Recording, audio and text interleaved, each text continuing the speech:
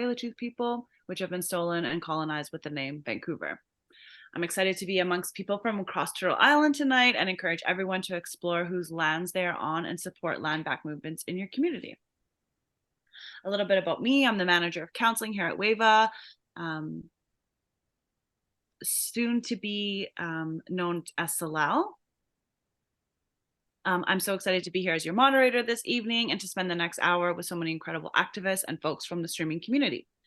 I have a few housekeeping points before we jump into our panel today. So we will not be taking questions from the chat this evening, but still encourage people to engage with the conversation respectfully in the chat. You can use !WAVA or !donate for more info. If you learn something or feel moved to support survivors and join WAVA on our journey to create a future free from violence, please consider making a gift from our Streaming for Survivors event. We have a goal of $110,000 for survivors, and we are currently just over 75, which is so excited. The donate link will be featured in the chat, so let's help crush our fundraising goals and support survivors of sexualized violence. No gift is too small, just $35 of funds supports WAVA's on the 24-hour crisis line and information line, and we're so grateful for our community for always rallying around survivors and being so dedicated to a future free of sexualized violence for folks of all genders. So hoping to start with a round of introductions. If everyone could share your name, your pronouns, your social media handles, a land acknowledgement if that feels comfortable. And then an opening question is just what drew you to becoming a content creator? I'm hoping if I could pass this off to Raven, and then after that do popcorn style.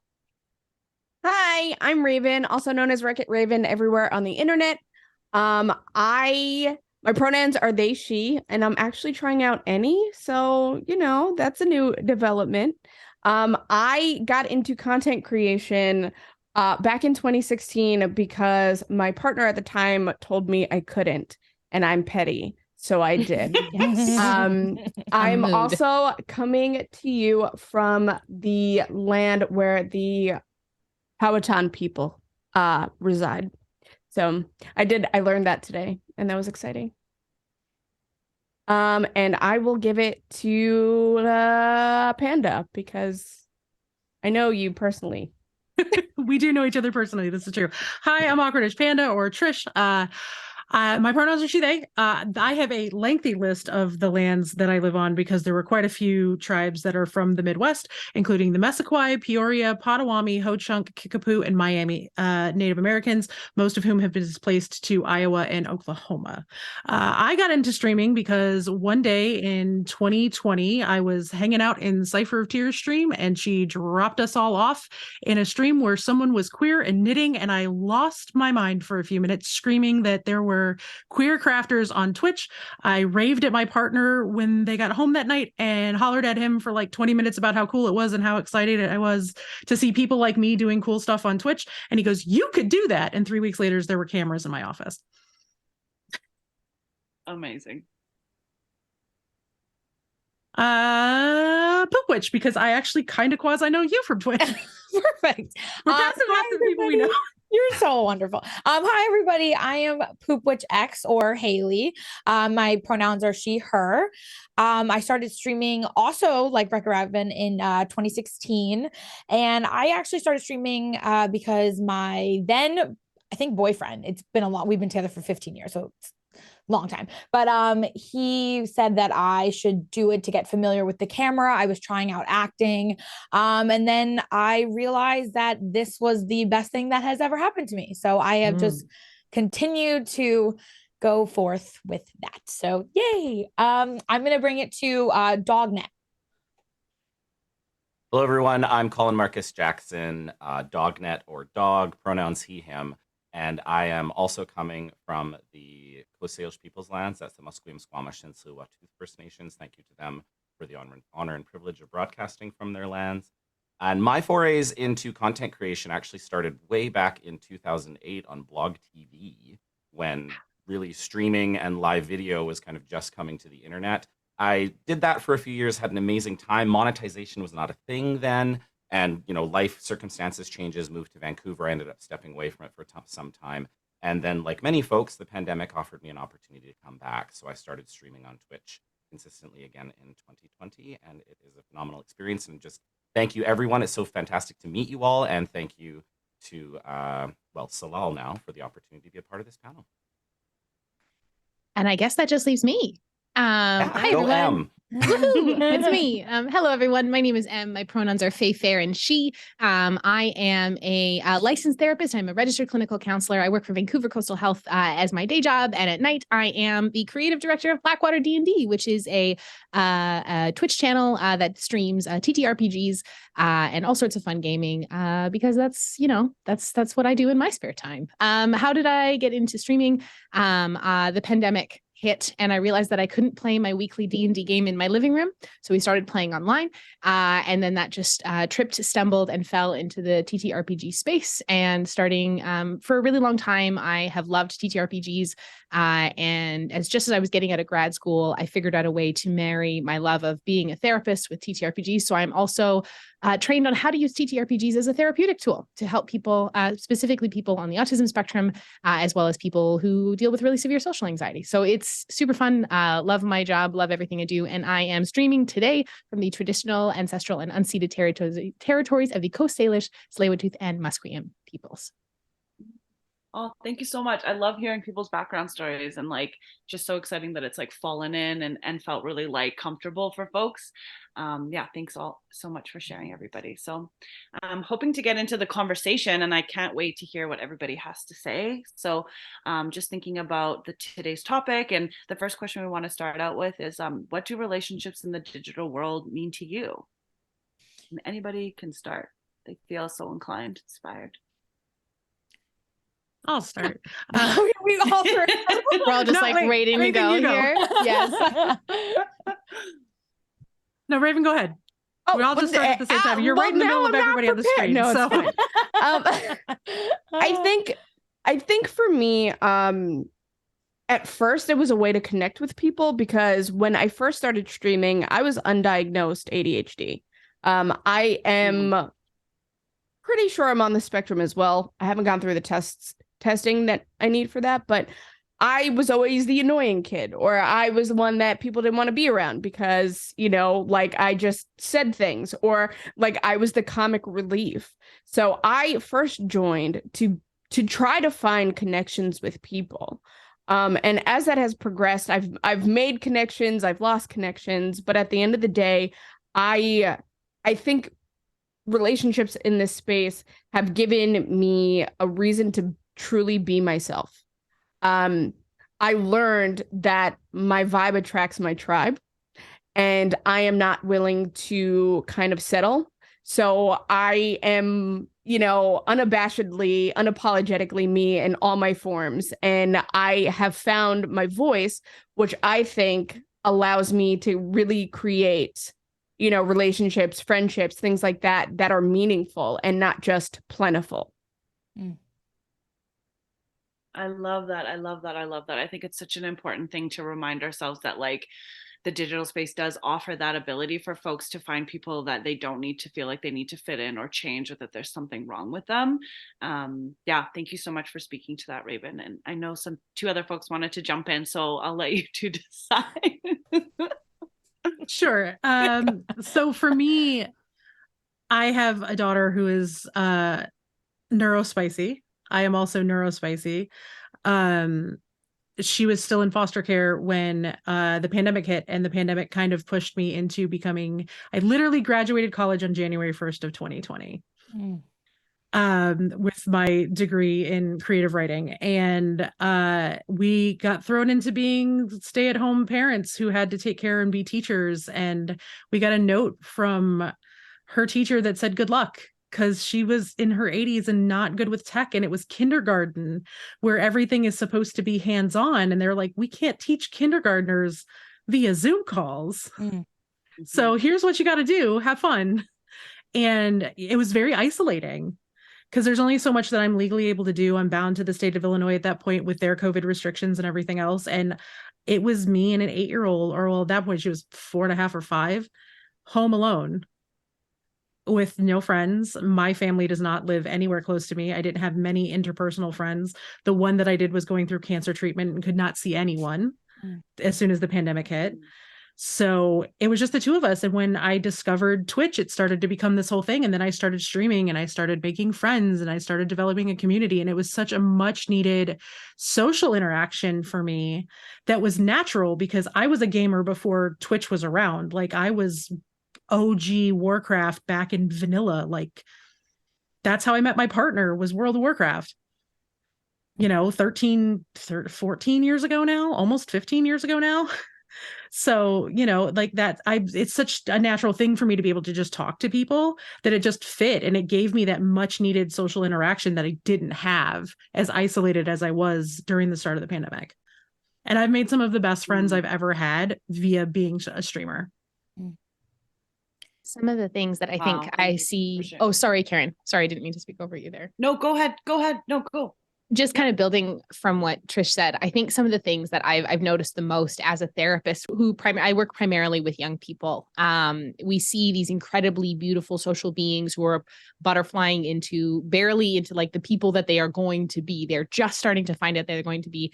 Pandemic hits, and now they're learning that like being around other people is scary, and that's like ingrained in them now. So we're having to foster growth and foster development of these wonderful young people through alternative spaces. And I think online, while there are some deep, dark, twisty corners of the internet, there is a really wonderful, propensity for young people to flock online and start creating some of the really rich, deep friendships. When we think about online friendships, there is this concept of accelerated intimacies, often because you don't have to be face to face with someone. You can actually be more open, be more genuine, be more vulnerable.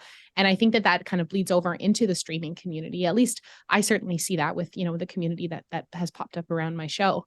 And people feel safe and people feel comfortable. And I think that there's, streamers and content creators can create these really fantastic communities, fostering inclusivity, where people who might even have had issues making friends before the pandemic and now are coming in and being like, oh, I can feel home here. I can feel some safety here with these people who get me. And I think that's such an important point, because one of the things that I think about a lot when it comes to building communities is the sort of visibility and representation piece. Absolutely. And I mean, certainly on a platform like Twitch, but other, social media platforms and places where people are connecting. I mean, sort of even what Panda had touched on as far as, seeing someone on Twitch that's crafting, just being able to like log on to a website and make that immediate connection with someone and go, that is something that I vibe with. I love vibe finding the tribe, by the way, Raven. That's fantastic. I might have to steal that. But in any case, I think that's such an important piece, because whether it's folks who are neurodivergent, folks who are queer, folks that just have a unique personality, unique way of living, who are isolated, who have limitations in their abilities to connect with people in the world. And I mean, of course, again, the pandemic just completely shifted everything for everyone in regards to how we connect and interact with each other. That really these online relationships, I think, play such an important part in people being able to explore themselves, to be given permission to explore themselves in ways that they may not otherwise be able to do so in their everyday life. And I'd also say, hearing everyone's thoughts, I feel like we all are born into our circumstance. Like we don't get to decide where we live, where we grow up, what schools we go to, and the people at those schools. So for me, I've also realized that Twitch is a vehicle, and the internet in general is a vehicle for finding people who you really may never have an opportunity to ever find. And so many, I don't know about you guys, but I remember thinking, oh, if I could just get out of high school, And we used to, a lot of us had to like wait to find those people, where there were people who matched, like Raven said, your vibe is your tribe. Like you had to wait for that. And now places like Twitch, and again, like Em said, there are some not great places in Twitch. That's the internet, but you can find people that resonate with you earlier. You can find an escape. And I speak for myself. The friends I've made through Twitch are 100% more of my best friends than people I've known since 6th grade. Like they know me on such a deep, we're together 4 days a week for like hours and hours on end. Like you build and foster these really deep rooted connections that are maybe to some are unusual, but to me, they feel like your chosen family, So. I like that. Oh my God. you're all speaking so like much to the like the need for belonging. Like as a counselor, I'm always like, oh, like I just feel like circle, community, like all these pieces of like how we create like life affirming like ways of being. And it brings to the next question actually, which I'm so excited to hear you all talk about, is like these like the barriers and the things that you're talking about. How has technology helped you dismantle barriers and like continue to grow your communities? Gonna say it has done both, right? So it has allowed me to do things that I never would have imagined. I am 33 years old. I know I don't look it. Thank you very much. But I have 2 children. I grew up thinking that somebody who is 33 years old with a family cannot sit here and do these things. And here I am, right? I am very, very, very thrilled and honored to have been able to find space in the World Wide Web. But I think another big thing is that I've learned so much about me through content creation and streaming and Twitch as a whole. Yeah. I have something that I call the nope threshold, right? I didn't have that before. The nope threshold is when there is somebody or something that is making me feel like I need to throw a wall up. That's a pretty good indicator that I need to say nope and walk away. That's my nope threshold. I am no longer a people pleaser because we find, you know, people are going to love us and they're going to hate us. And sometimes there is no in between. And I quite frankly don't care. You know, like I'm good with that.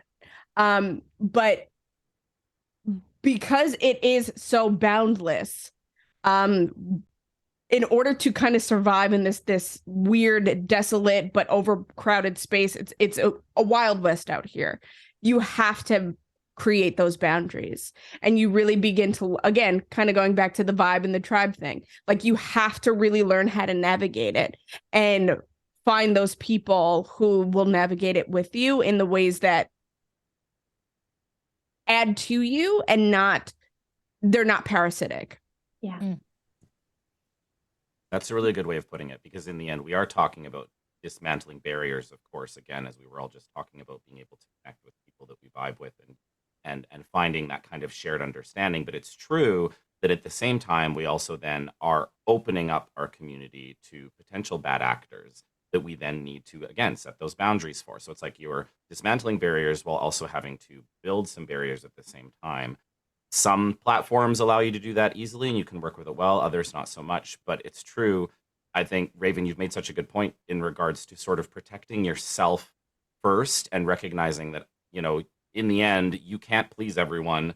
You're going to do what you do. And, you know, the people that find you, they're going to work through those barriers and they're going to understand you and connect. And then other people are going to run up that barrier and then go, nope, that's it. I'm not interested in being here. And to recognize that that's okay, that as a content creator. But I think building the online relationships in a way that allows people to recognize the existing barriers, but also work through them if they choose to do so, is challenging, but it's also, in a way, part of the fun of being able to build your own community and set those boundaries for yourself. That's super important. Can I ask a question? Oh, sorry.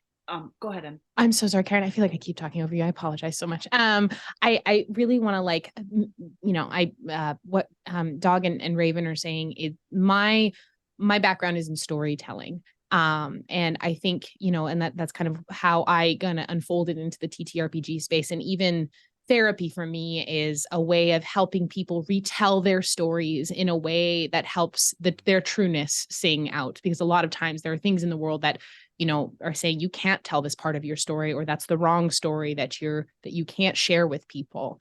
I think there's a beauty to this space where technologies have allowed people to tell the stories that they want to tell that they couldn't tell to other people in their lives. And not only that, but having people around them in their communities who accept that and who welcome those new stories that people are telling, and it can prompt other people to start telling their own stories. Like for myself, you know, I've known I was queer since I was 11 years old, but really only started kind of exploring my gender identity within the last year and a half. And I did that all online. And that whole exploration for me has been, captured week after week while I go and explore, storytelling through my D&D character. So to be able to be in a community where I could come out and say, hey, I've changed my pronouns, and to people immediately to start using them in the, and in part of our community is so incredibly affirming, which is I think a hallmark of this space, and something that technology allows people to do that you can't often do in the real world out there without computers.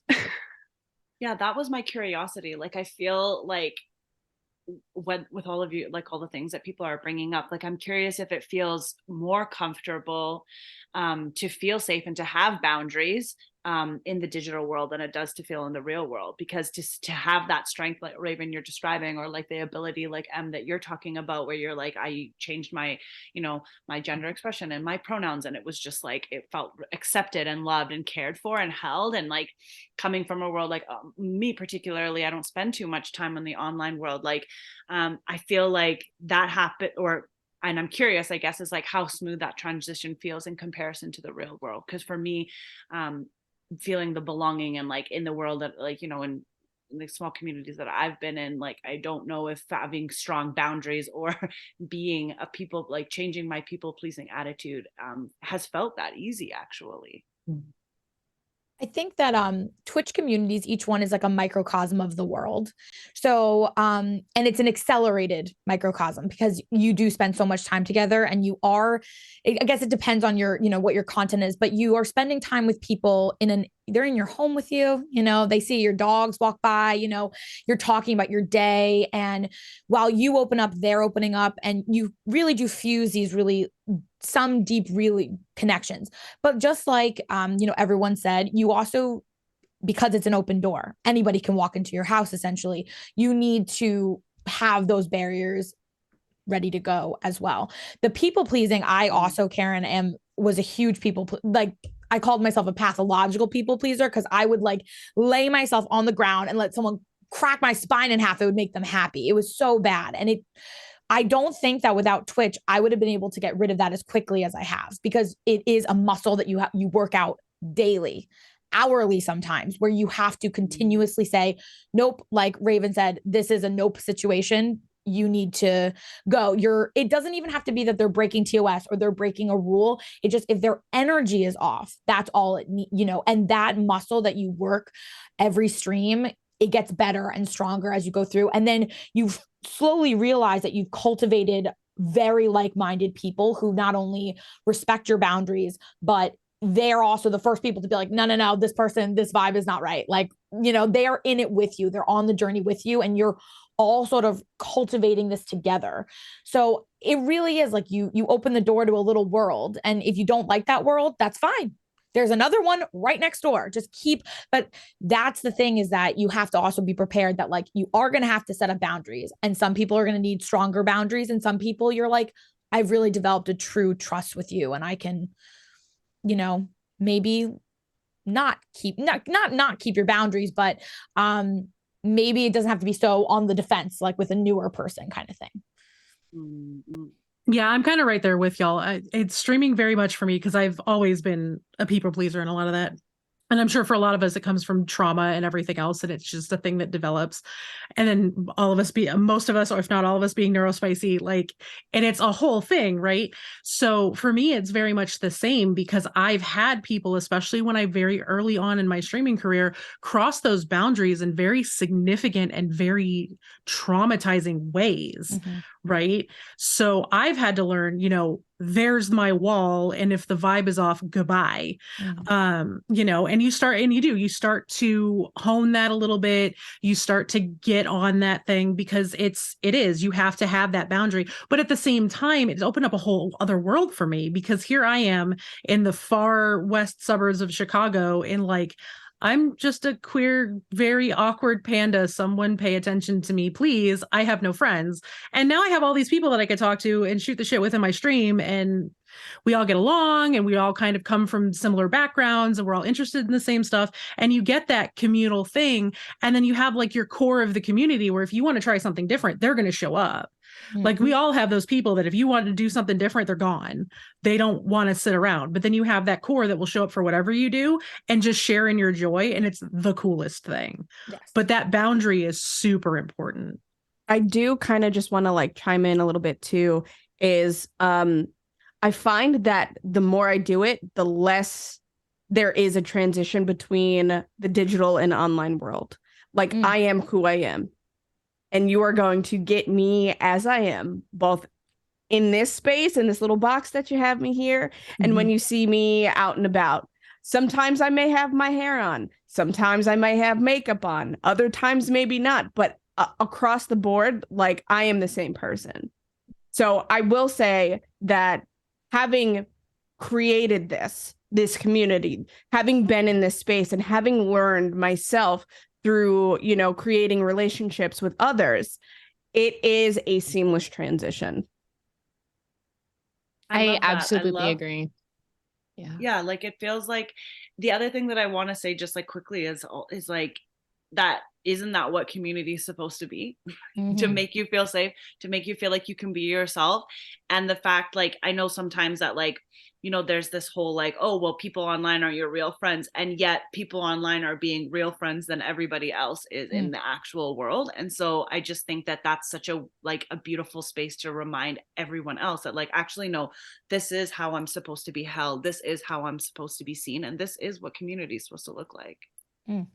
I think a lot of time too, especially when you start out streaming, there is this sense of, you know, you're nervous to put your whole self out there. Because, you know what, especially if you've had boundaries broached or crossed in the past, or you know, you're coming from a place where people have told you that you're not welcome or you're not worthy, or something has happened to you that says you're unlovable and not welcome. You kind of start off with this like persona, I think, that you kind of, you know, you present yourself. And I think over time that kind of breaks down and you can find this really happy medium where you are enough of yourself to feel genuine, but there's also some protection in place for you. And that's a really interesting parallel that I think a lot of people have to straddle.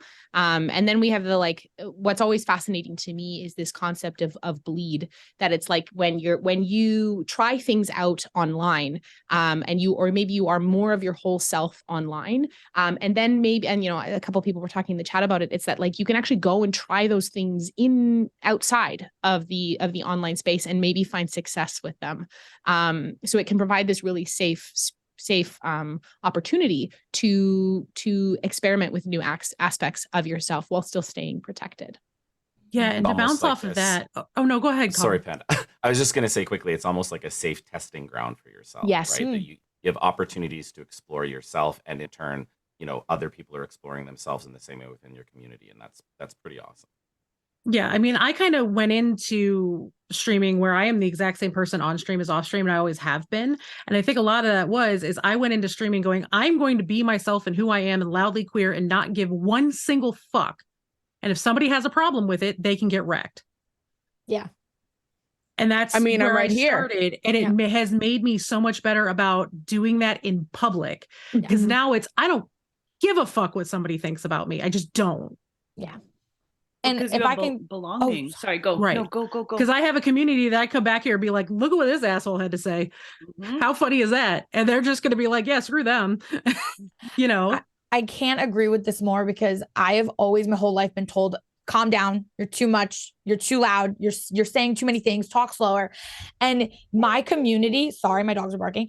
My community, like, is there because I'm exactly myself. Like, I am unequivocally, unbearably myself. And I, unfortunately, through streaming, when I first started, like Em was saying earlier, I did try to commodify myself. I said, okay, people used to tell me, just calm down, like talk slower, you know, like you'd get more viewers if you showed more skin, blah, blah, blah. And I tried everything, but I tried some things trying to appease others and what they expected of me. And I realized I was deteriorating who I was. Like, it was crushing me.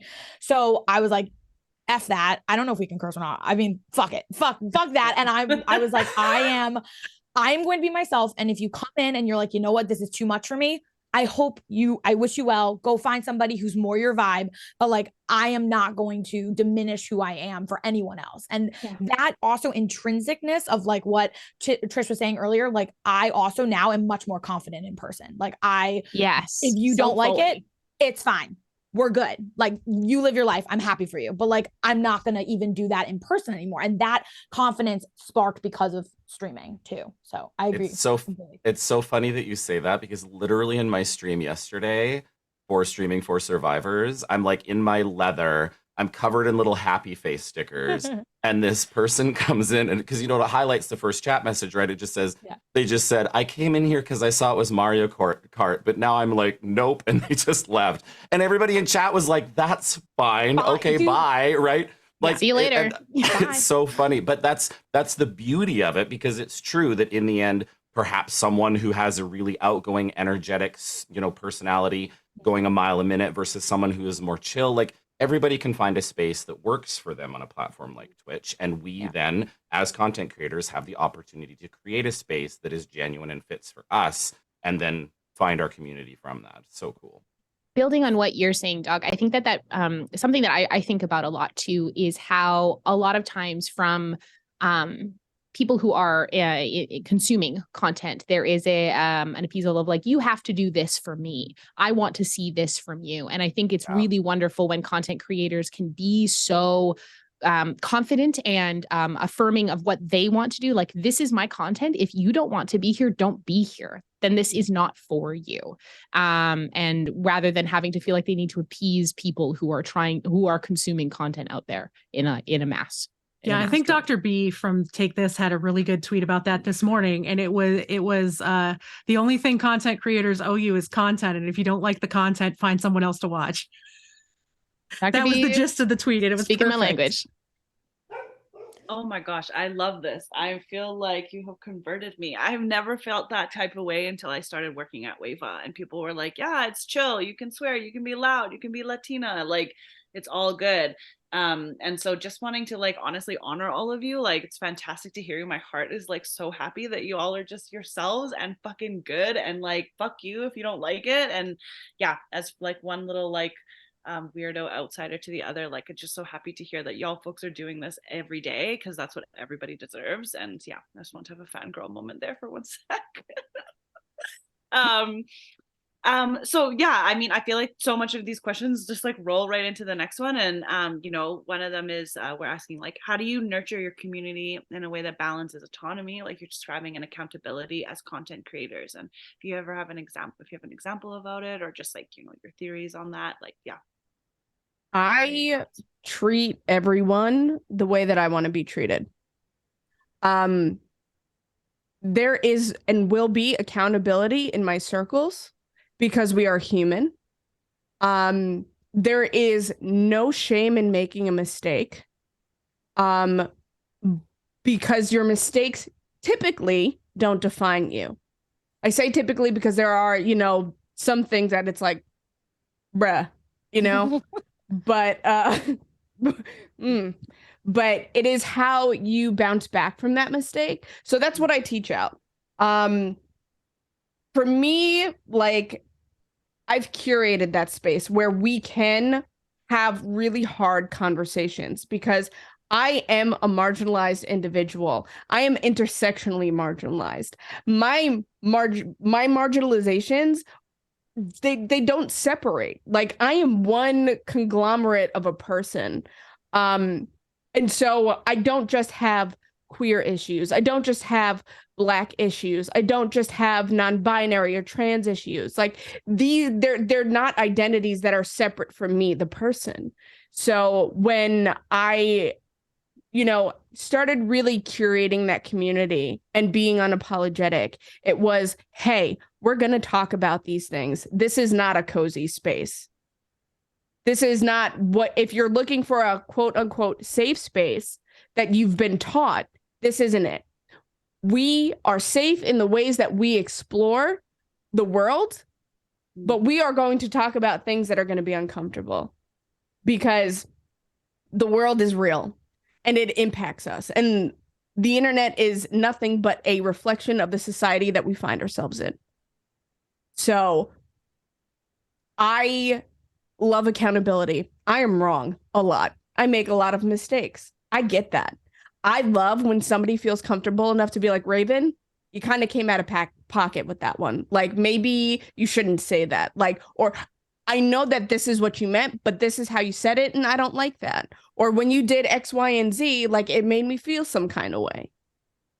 I like that. I need that, because if something, this is the neurodivergency, right? If something sounds like a suggestion, it is. And then people get mad at me for it. But like, I'm not intending it to ignore anything. But like, if somebody's like, hey, the counter's dirty, I'm like, yeah, you're right. That if you're saying that to me with the intention of me cleaning it, I'm not going to do it. Like, I need direct communication. So I love that I've found that space where it's like, I can say, hey, you're a little out of pocket, and it is reciprocated as needed. There have been a couple of people who have tried me.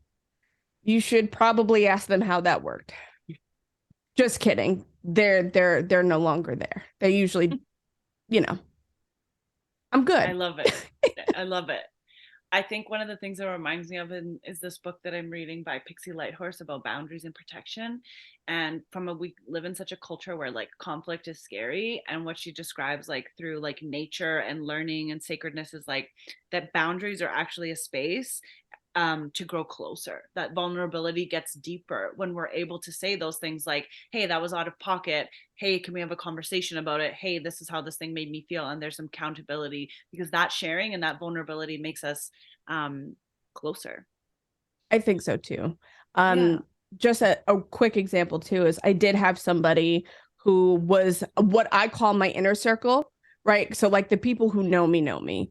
And they like completely disregarded a boundary of mine. And I called them out on it, like I do, because I'm a very private person. And then they decided to take to like social media and try to flame me and like start this hate campaign. And it's like the relationships in an online space are a blessing and a curse, because you do get to know people very well. But you also have to be careful, because there are people who, once you stop feeding them from your hand, they will bite you.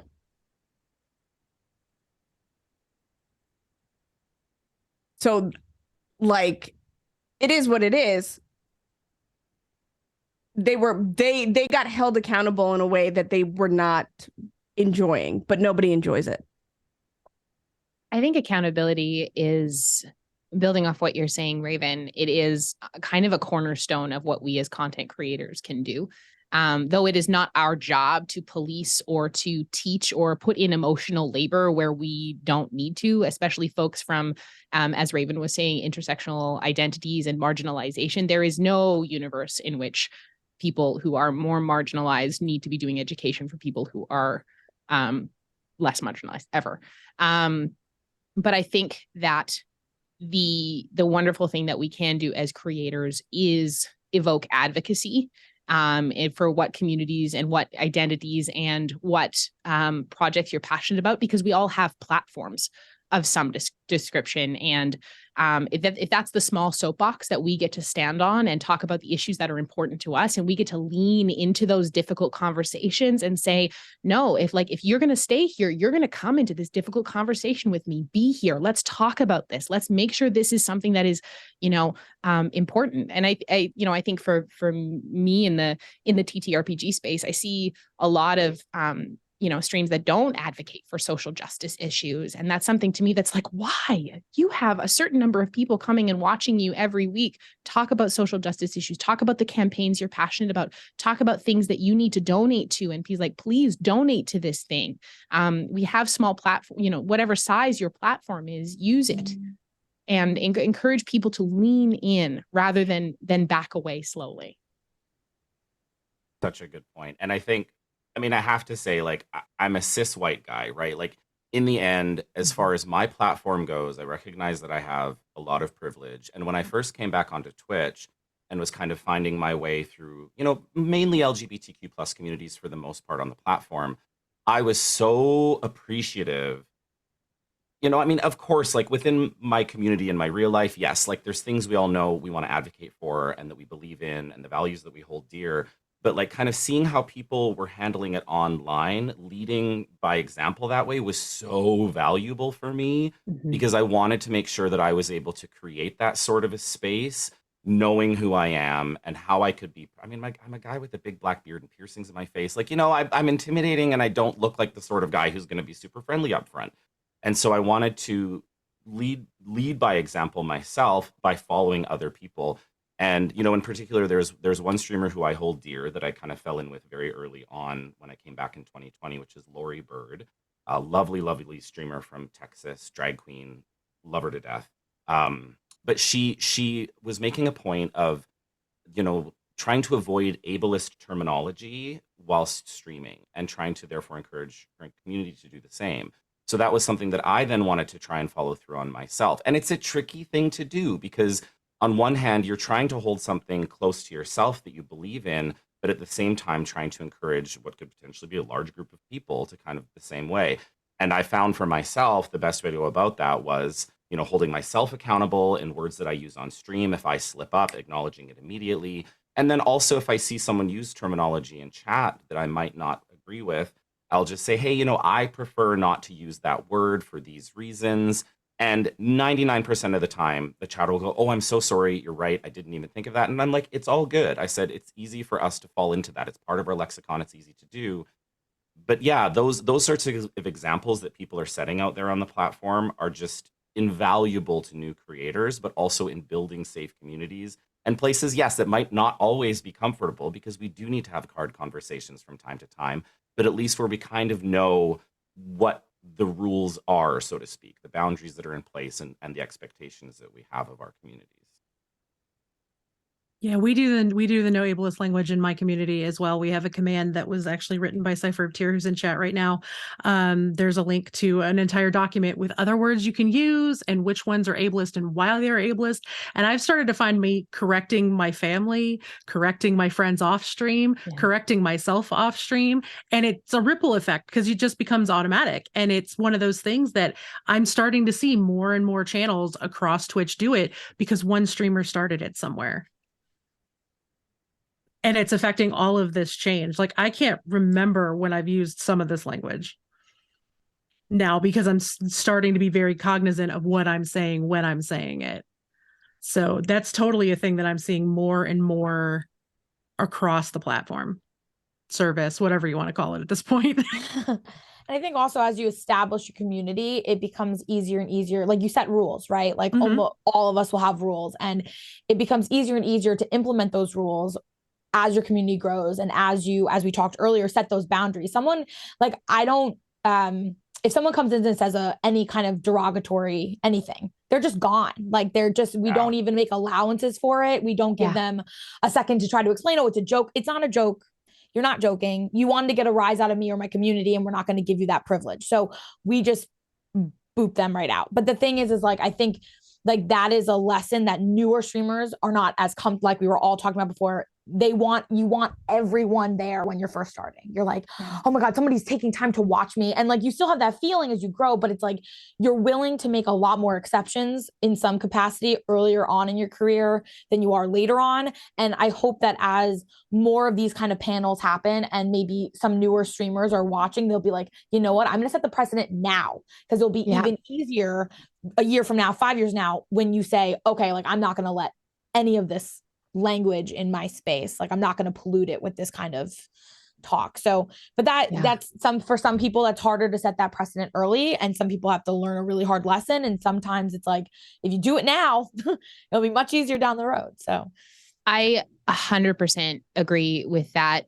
It's even, I think of an example of myself is, you know, starting out as a creator in the space, trying to get sponsorships and trying to get, you know, brand partnerships. I reached out to a brand to try and talk about, hey, I love your product. I think this would be really great to feature on our stream. This is what we can do for you.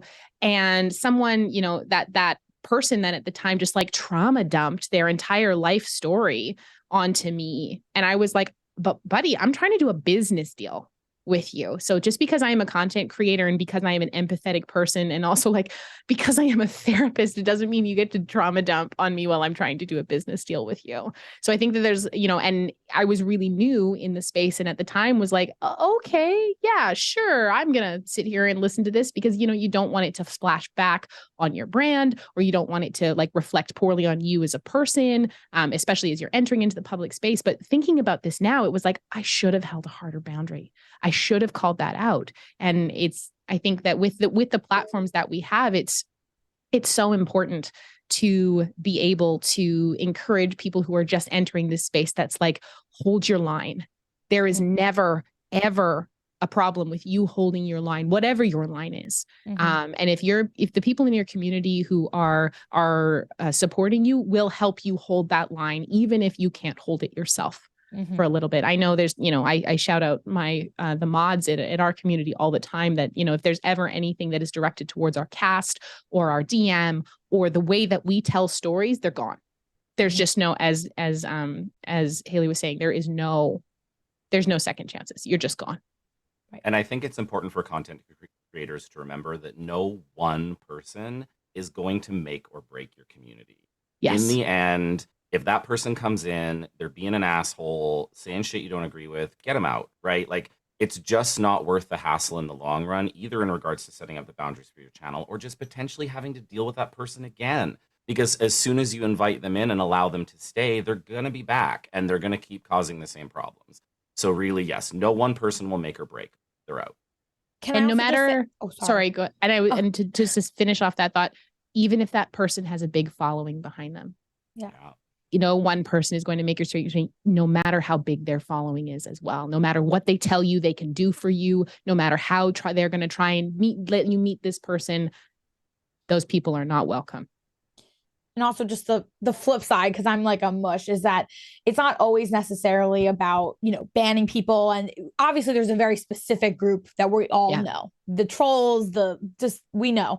But on the flip side, you're going to have even community members who are going through it and they might need you in more of a capacity than they normally do. And like, I have a mishmashy feeling with trauma dumping because I don't think it's ever a good place to do it live during a stream. The streamer's not going to be able to give you enough in attention, especially if it's what you deserve. But we have a section in our Discord. It's a mental health section. It's called a place to vent. It's a safe space. And in there, you can say what you need. It's actually monitored by the founder of the Erica Legacy Foundation. So it's like suicide prevention, mental health. It's like, it really is a place that's very safe. And that's where I'll always direct people. I don't want obviously if this is a new person and they're, again, trying to get that rise out of you, it's a different situation, but people have their own lives. They're going through their own things. And a lot of the times your community is a safe space for them. And they don't realize that it's not the most appropriate place to talk about those type of things, but we don't want them to be discouraged from sharing their feelings because we want people to feel safe talking about their feelings because that is important for mental health and recognizing that people are struggling. And so it's one of those things where it's like, yes, we all have the hammer fist and we're all ready to go with the people that we all know need to be booted, but also for those moments that someone needs a little bit more grace and a little bit more attention, I really advocate for having a safe space for people to do that too, if that's something that you're comfortable with. I mean, I think you're speaking to also like having the sacredness of people's stories, right? And I think sometimes we think that trauma dumping is like this really negative thing and to not hold that space is negative, but it's actually supporting somebody. One of the things, you say is like, your story is sacred and like, let's hold it in this like really beautiful way. And so I love the fact that there's some avenues that you have and that, you're honoring them as well. And I also just wanted to speak to the fact that it sounds like such a like the mentorship program here, right? Of like, you're all saying like when you're coming into it new and understanding your boundaries and understanding that you don't need to allow folks to, do these things just for content, and reminded me of that tweet, Panda. I can't remember what you said, but the tweet that you read earlier. Yeah, and Cypher dropped in chat for Dr. B. It's that content creators only owe you content and nothing else. And if you don't like their content, find another creator. Right? Not how much autonomy that has, like we're talking about the autonomy and the accountability, and it's like you're able to be who you are and not be in a space where you're feeling unsafe, and not have your community also be in a safe where they're feeling unsafe. The tweet and chat again too, if anybody's interested. Love it.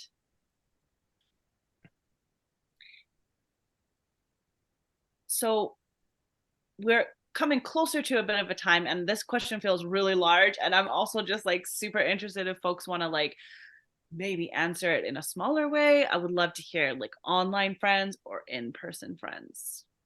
Both. Both. Both. Okay. Yeah. What is there a difference? What's the vibe? What's your thoughts? I mean, having gone to TwitchCon in October and met some of the personalities that I have been chatting with online for literally years at this point, that was phenomenal. And I would say that those people are absolutely friends both online and off, as much as I would not really be able to see them again probably until the next TwitchCon, you know. But yes, I fully think that there can be as much value in those online relationships as there is in offline, for sure. I mean, like PoopWitch touched on, I chat more with some people online. I'm with them all the time, 4 days a week, and in the Discord and Twitter and wherever else, than I do. And then I have friends that I'll talk to once a month in the real world, right? It's just the way it is. I almost think for me, I have a slight preference for my online friends. That just could be my situation, but like Colin was saying, I spend so much time with these amazing people. I pour my heart and soul into like every moment that I get to be with them. It feels like the honor is mine, and like it's a privilege of mine that I get to have this space that we all are working towards together. And so I mean, I have to say, I think that those relationships are just as founded and just as rooted as some of my IRL relationships. I think the only differentiating thing is that we're behind a screen. And for me, it's like when I got, like Colin was saying, also when I got to see them at TwitchCon, it was like I had known them and have hugged them and seen them a million times in my life. Like it wasn't like it was the first time meeting them. It was like, no, I'm just able to physically hug you now. That's the only difference for me. So I skew a little bit towards online, but also some of my IRL friends kind of suck. So maybe it's just a me thing. So just being honest.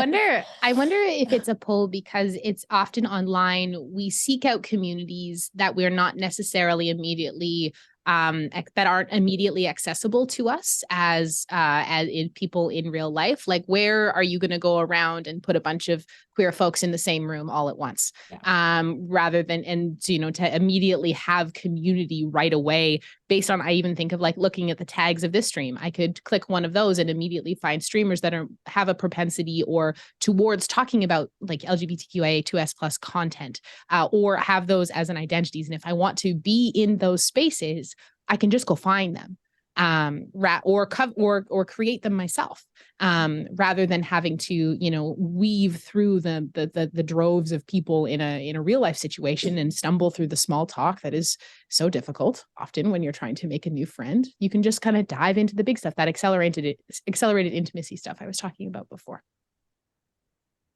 Have friends in real life. I'm not gonna lie to you, I really don't. Like the friends that I have are like in different states anyway. Like my childhood friend is back up in New York. But another childhood friend is in Florida. Sorry.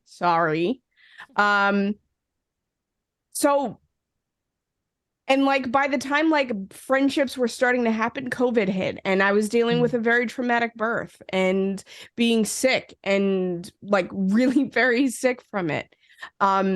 So a lot of my friends are online, but I don't just think of them as online friends. Like they are real friends. Mm-hmm. So I don't really do the online or IRL, mostly because I don't have a lot of IRL friends, but one of my best friends currently I met through Twitch.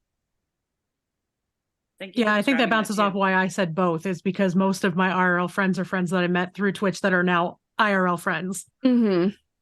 Mm-hmm. I love that. Well, even like, I mean, obviously, I don't know anything much about tech, so I'm not a Twitch streamer. But if I think about the people that I see and that I talk to the most, that I have like deep emotional connections with, you know, like I'm texting them or I'm talking to them on social media, and I don't see them very often, but they very much feel a part of my everyday life and the things that make me feel important. And I think it goes back to, you know, what I had also been hearing from all of you as a theme is like the belonging, right? Like I think there's so much stigma around online that makes people think that there's no belonging. And all I've just heard today is how much belonging you all have, and like how that's just such a necessary like staple of existing, right? And so yeah. Well, I have appreciated so much hearing from all of you. It was fantastic. So thank you, Raven, Panda, Colin, PoopWitch, for participating in tonight's thoughtful discussion and for your constant dedication to not only supporting survivors and marginalized community members, but your dedication to creating safer digital spaces for people of all genders. Thank you so much to the behind the scenes, our stream producer, Kelly, for creating tonight's overlay and running our tech, as well as Shar from WAVAW, or also known as Salal tomorrow. Big change. Exciting. So exciting. Hard So launch. thanks to everyone for coming up to watch the panel and for your amazing support, our fundraising efforts for this year. Tonight's panel was part of a week-long digital fundraising campaign, Streaming for Survivors. So if you learned anything today or feel inspired to set up and create change, we encourage you to donate and help us achieve our goal of $110,000 to support survivors of sexualized violence. Everyone has a role to play in ending sexualized violence, and we encourage you to stay in touch with WAVAW Rape Crisis Center and today's panelists by following them on social media. This is WAVA's brand new Twitch channel, so be sure to follow us here at WAVA_RCC. On behalf of WAVA/Salal, thank you and have a wonderful evening. Thank you. Take care, Bye. everyone. Thanks, Thank y'all. you. Thank you. Bye. Have a good night. Thanks, Thank you. everybody. Bye.